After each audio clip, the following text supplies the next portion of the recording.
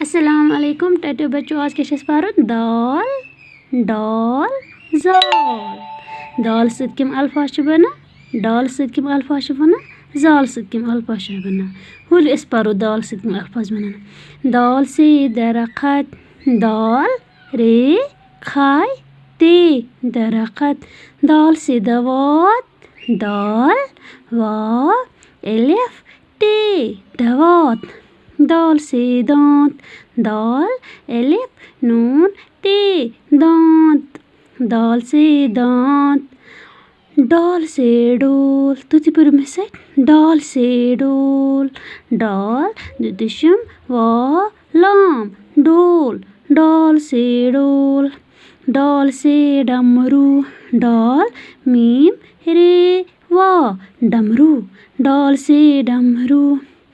डाल से डॉक्टर डाल से डॉक्टर डाल अलिफ कीफ टे रे डॉक्टर जाल से ज़खीरा जाल से ज़खीरा जाल खाए ये रे हे ज़खीरा जाल से ज़खीरा जाल खाए ये छोटी रे हे ज़खीरा जाल से ज़ुबान जाल बे एलिफ नून ज़ुबान जाल से ज़ुबान जाल से ज़र्रा जाल से ज़र्रा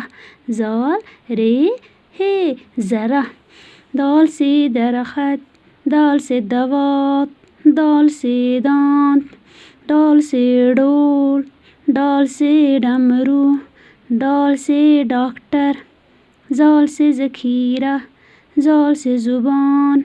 जाल से ज़र्रा टाटा बच्चों तो जो पन्ने पन्ने कॉपी पर लिखित बिगड़ याद। अस्सलाम वालेकुम।